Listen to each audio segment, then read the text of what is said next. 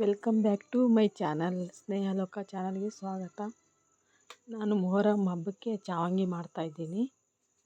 ಅದು ಹೇಗೆ ಮಾಡೋದಂತ ನೋಡೋಣ ಬನ್ನಿ. ಹಿಟ್ಟಾಗಲೇ ಚಪಾತಿ ಹಿಟ್ಟಿನ ಥರನೇ ಕಲಿಸ್ಬೇಕು. ಅದನ್ನು ಚಪಾತಿಗೆ ಹೇಗೆ ನಾದ್ತೀವೋ ಅದೇ ಥರನೇ ನಾದಬೇಕು.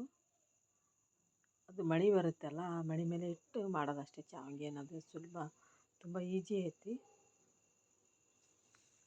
ಈ ಥರ ಕಲ್ಲಿನ ಮಣಿ ಬರುತ್ತೆ, ಆ ಮಣಿ ಮೇಲೆ ಇಟ್ಟು ಮಾಡಿದರೆ ಈ ಥರ ಡಿಸೈನ್ ಎಲ್ಲ ಬರುತ್ತೆ. ಅದು ಮುಸ್ಲಿಮ್ಸ್ ಮನೆಯಲ್ಲೆಲ್ಲ ಇರುತ್ತೆ ಈ ಥರ ಕಲ್ಲುಗಳೆಲ್ಲ.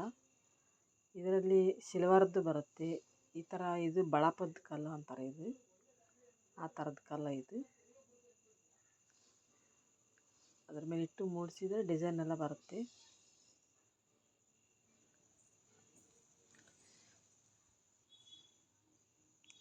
ಆಯಿಲ್ ಹಚ್ಚಿ ಇದು ಮಾಡಬೇಕು, ಹಂಗಾರೆ ಜಲ್ದಿ ತೆಗಿಬೋದು. ನೋಡಿ, ಈ ಥರ ಡಿಸೈನ್ ಬರುತ್ತೆ.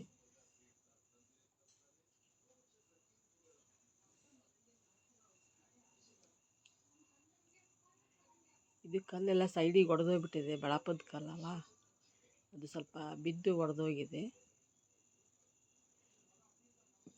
ಆಯಿಲ್ ಸ್ವಲ್ಪ ಜಾಸ್ತಿ ಹಚ್ಚಬೇಕು, ಹಚ್ಚಿದರೆ ಹಿಡ್ಕೊಳ್ಳೋದಿಲ್ಲ.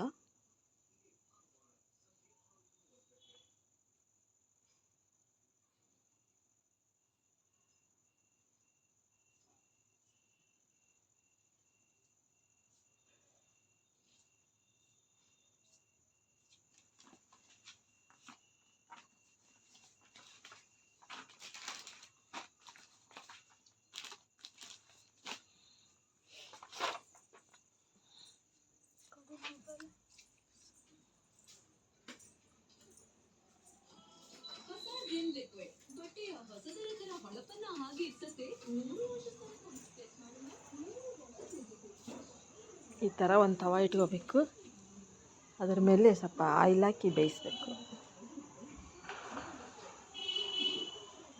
ಆಯಿಲ್ ಎರಡು ಕಡೆಗೆ ಹಾಕಿ ಬೇಯಿಸ್ಬೇಕು. ಚೆನ್ನಾಗಿ ಬೇಯಿಸಿದ್ರೆ ಚೆನ್ನಾಗಾಗುತ್ತೆ. ಅದು ಸ್ವಲ್ಪ ದಪ್ಪ ಇರುತ್ತಲ್ಲ, ಸ್ವಲ್ಪ ಬೇಯೋದು ಲೇಟ್ ಆಗುತ್ತೆ.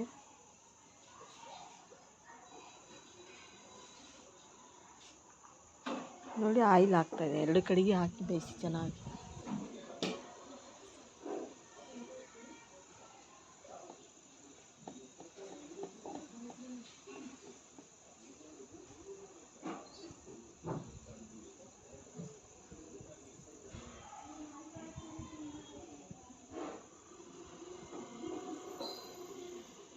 ನೋಡಿ, ಈ ಥರ ಆಗುತ್ತೆ. ಬೆಂದಮೇಲೆ ಅದರ ಮೇಲೆ ಪುಟಾಣಿ ಹಿಟ್ಟು ಹಾಕ್ತಿದ್ದೀನಿ.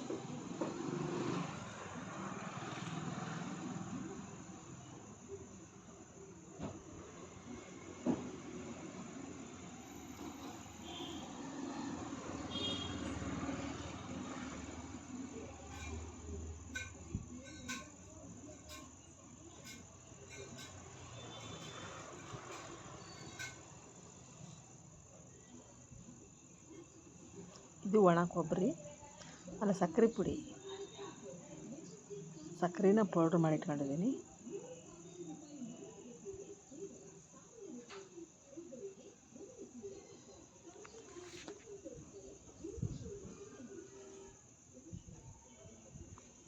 ಆಮೇಲೆ ಕೊಬ್ಬರಿ ಪುಡಿ ಹಾಕ್ತಾಯಿದ್ದೀನಿ, ಒಣ ಕೊಬ್ಬರಿ ಪುಡಿ.